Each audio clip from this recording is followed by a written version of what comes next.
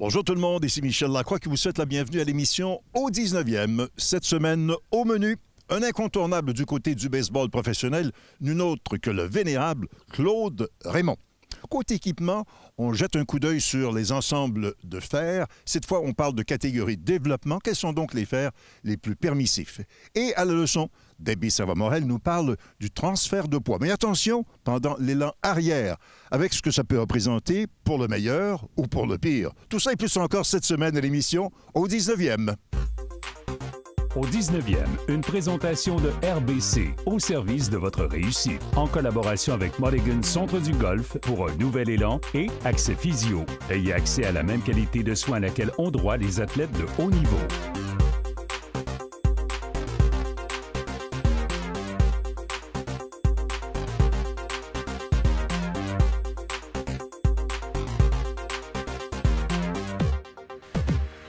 On a le bonheur de recevoir au 19e cette semaine Claude Raymond, oui, au baseball, mais aussi au golf. Est-ce que ça fait longtemps que vous jouez au golf, M. Raymond? Bien, j'ai commencé à jouer un petit peu après la fin de ma carrière, parce que quand on joue au baseball, nous, on n'avait pas le droit de jouer au golf. Parce que quand vous jouez au golf, le soleil sape votre énergie, c'est pas les mêmes mouvements, puis en plus, bien, quand tu arrives, tu joues au golf pendant 4-5 heures, puis là, tu t'en vas sur le terrain à 3 heures, puis il faut que tu produises. Là. C'est pas... Et ça a toujours été une règle à travers la Ligue nationale de baseball? Bien, c'est les équipes qui faisaient ça. OK. Mais quand j'ai été instructeur avec les Expos, Frank Robinson, il permettait aux lanceurs partants dans 2-3 jours de jouer. Mais à part ça, là, non, les réguliers ne jouaient pas. Donc, c'est deux sports qui ne se mêlaient pas ensemble? Non, mais c'est... Disons que j'ai commencé vers une quarantaine d'années. Et qui vous a introduit? Dans quelles circonstances? Ah non, mais avec des amis, j'ai commencé tranquillement. Je me souviens pas avec qui, là, mais j'ai commencé tranquillement, puis j'ai fait quelques bons coups, puis j'ai perdu bien des balles dans le bois. Puis finalement, là, j'essaye de récupérer tout ça, mais j'ai beaucoup de difficultés, là. Est-ce que vous avez fait des belles rencontres sur le parcours de golf au fil des ans? Parce qu'on a la possibilité de jouer avec... Non, non, ici, là, c'est plein d'anciens joueurs de hockey. Puis des journalistes que je connais. Puis les joueurs de hockey, moi, je les connais là, depuis que j'avais 4-5 ans. Là, les Maurice Richard, Elmer Lack, Bill Durnan, puis tout ça. Puis là, j'ai continué à les suivre. Puis dans le temps de Serge Savard, j'avais beaucoup d'amis dans le club. Puis je me souviens de Serge, il a joué à Houston pour les Apollos de Houston. Il était 5-6 Québécois qui jouaient pendant que moi, je jouais pour Houston, les Astros. Puis il venait au match, puis tout ça. Serge s'en souvient encore, mais c'est là que j'ai connu Serge. Puis je l'avais vu jouer junior avant, là, parce que j'allais les voir jouer junior quand Cournoyer jouait, Lemaire, Tardif, tout ce gang-là. Et là, si on remonte aux années 2000, vous avez la chance de jouer combien de parties par année environ? Bien, 2000, d'habitude, j'en jouais entre 25 et 35. Mais là, après la pandémie, là, ça a ralenti beaucoup. Cette année, peut-être, je vais en jouer entre 15 et 20. Là. Ben, c'est assez. Là. Parce que moi, j'essaie de jouer mon âge. C'est difficile. Qu'est-ce que vous voulez améliorer dans votre jeu? Est-ce qu'il y a une partie du jeu qui fait défaut un peu plus? Oui, j'aimerais juste frapper mon driver. Mettre la balle dans l'allée. Bien, je la mets dans l'allée, mais c'est mes fers qui m'ennuient beaucoup. Il y a des journées sur le potting, je suis pas pire, mais c'est mes fers là, qui me tuent. J'ai pris des cours, ça n'a pas aidé. Mais moi, j'ai assez pratiqué dans ma vie que j'ai pas l'intention de pratiquer sur le golf. Là. Bon, bien, on vous souhaite de meilleurs coups de fer puis du plaisir sur le parcours. Bien, merci, puis c'est une bonne œuvre que Serge a commencé, puis bravo à tous ceux qui sont présentés aujourd'hui, puis les bénévoles surtout. Tout à fait. OK. Merci, M. Raymond. Merci. OK. Émilie, c'est le temps de notre fameuse question piège. On visite cette semaine un joyau des parcours du Québec. Oui, on est dans la région de Lanaudière pour la question de cette semaine. Un petit arrêt au club de golf de Joliette, une création d'Howard Watson dans les années 50. Et là, on célébrera dans quelques années le 75e anniversaire du club. Parcelle de terre qui est parfaitement irriguée par le cours d'eau du Vieux Moulin et qui semblait même être prédestinée à recevoir un parcours de golf. Voici donc la question quiz de la semaine. Avant la création du parcours de Joliette en 1951, que retrouvait-on sur la propriété? Est-ce A, un jardin botanique, B, un espace où l'on y cultivait les pommes de terre, ou C, la toute première académie des clercs de Saint-Viateur? La réponse, après la pause.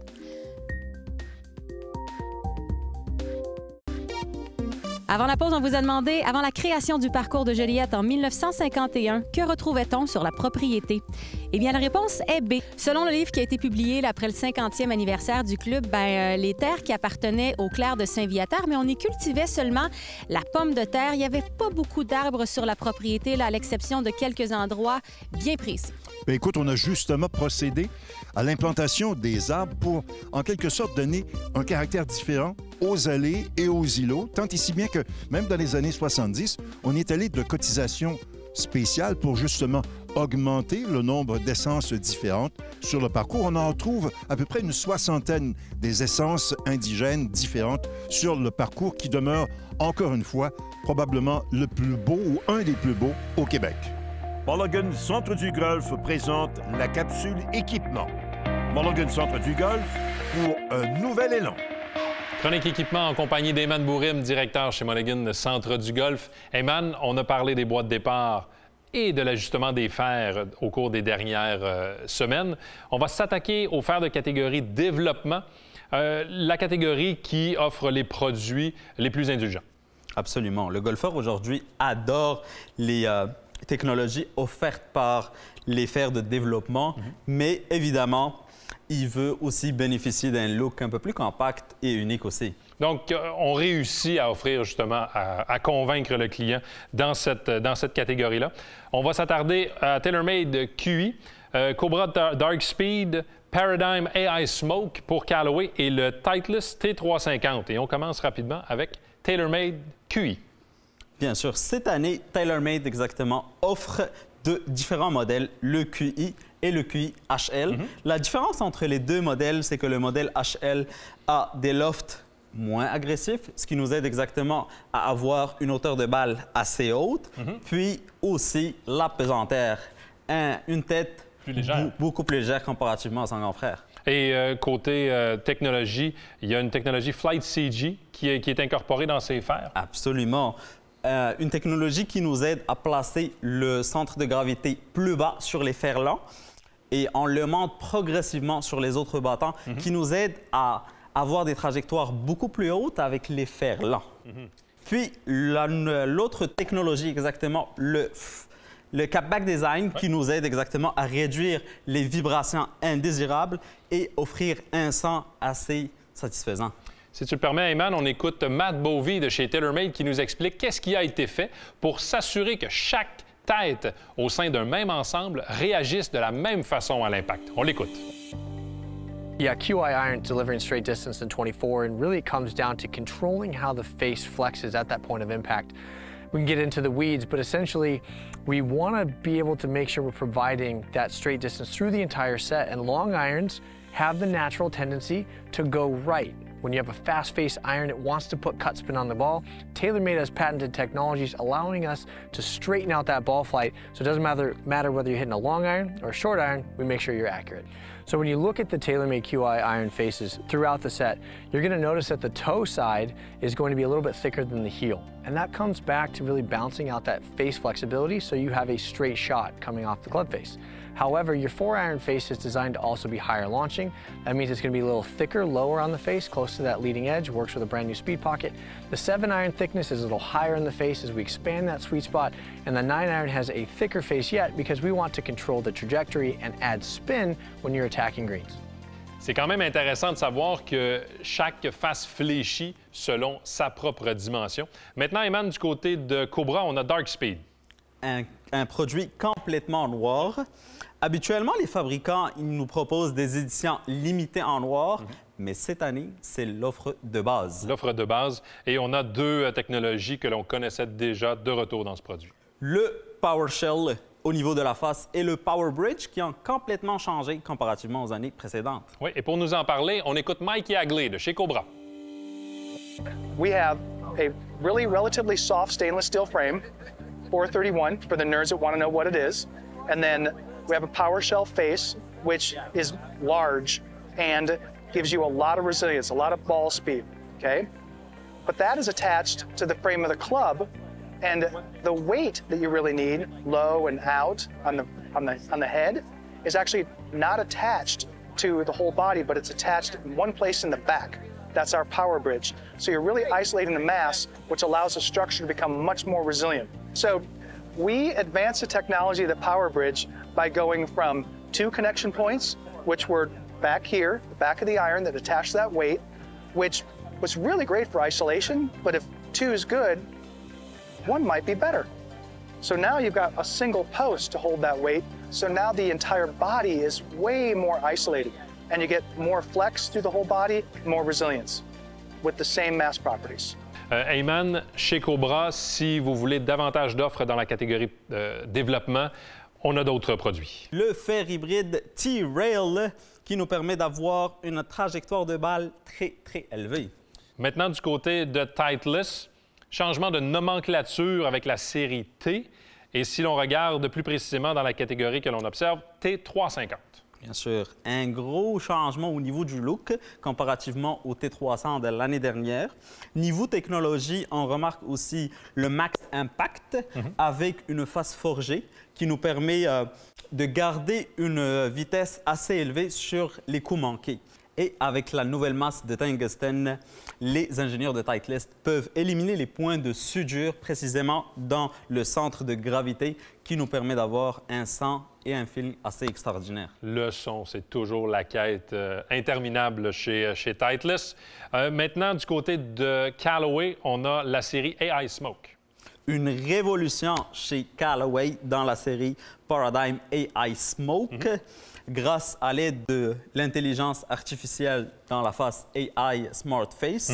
On a 3 modèles. Exactement. 3 modèles. Le AI Smoke, qui est pour le commun des mortels, quelqu'un qui cherche un peu plus une combinaison entre distance et tolérance. Puis on passe au modèle HL, High Launch, pour le type de golfeur qui cherche une balle assez haute. Et dernièrement, on passe au modèle Fast, pour les vitesses de swing assez modérées, une combinaison de tête extrêmement légère avec une tige de 40 grammes. Et pour nous expliquer un peu le raisonnement derrière l'intelligence artificielle, on écoute Dave Neville de chez Callaway. You see kind of 2 different types of golfers when we're looking at the swing code for the iron. One who can really activate the face. Maybe there's somebody who hitting their 7-iron 140, 150, 160 plus yards. The standard model is going to be great for them. It's all about you're going to have a lot of power already to really get that dispersion tighter into the greens. And then we have an HL model, and this is really for that player who needs more launch and more spin.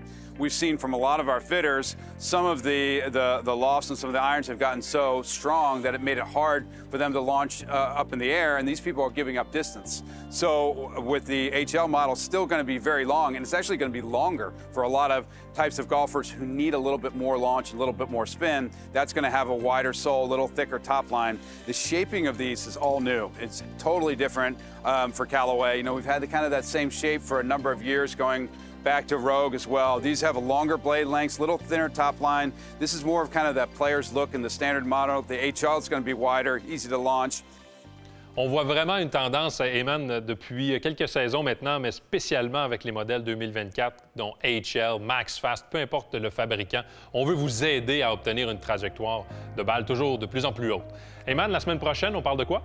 On s'attaque au fer progressif. Soyez-y!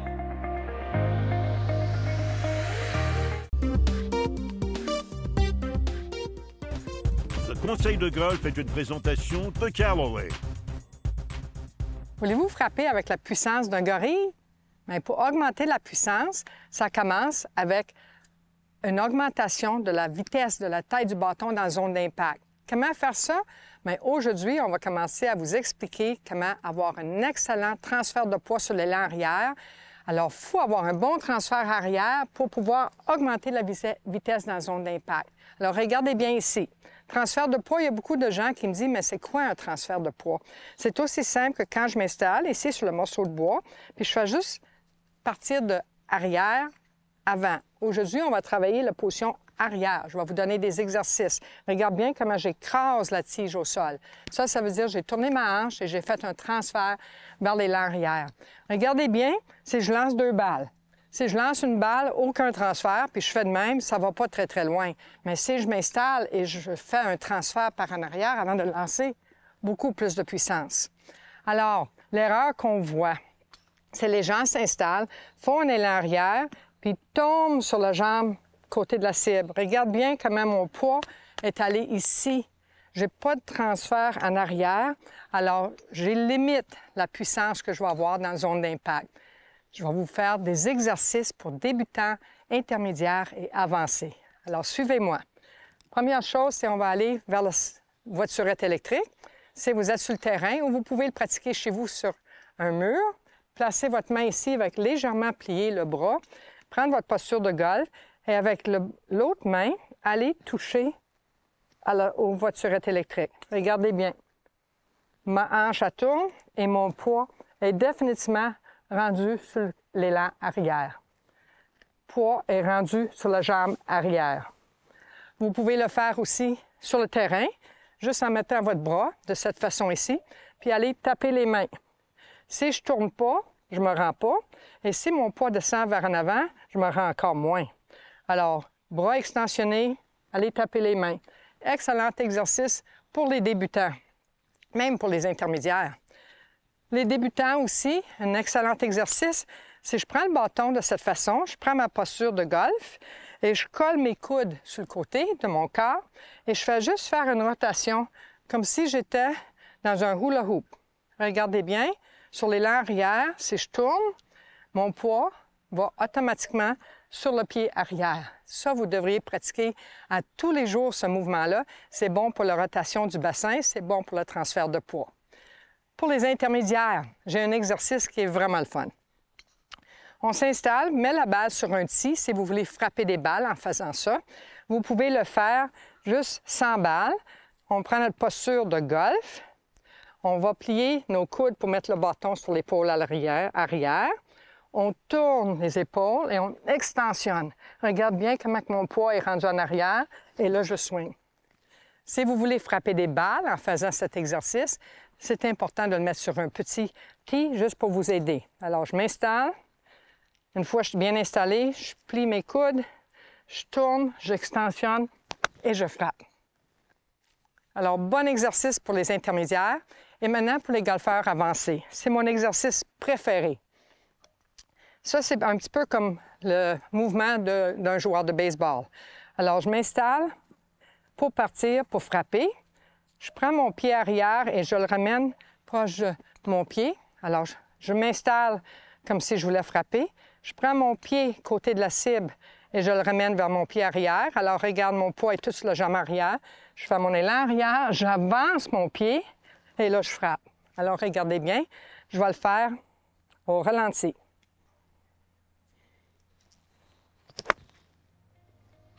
Et si je veux accélérer un petit peu, ça prend la coordination, un petit peu de pratique, mais c'est un excellent exercice.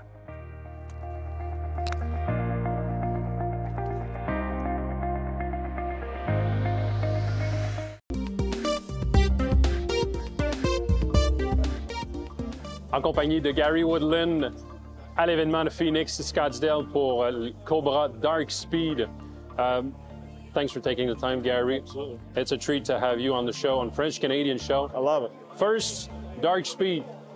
As a whole, how do you see the whole lineup, the new lineup?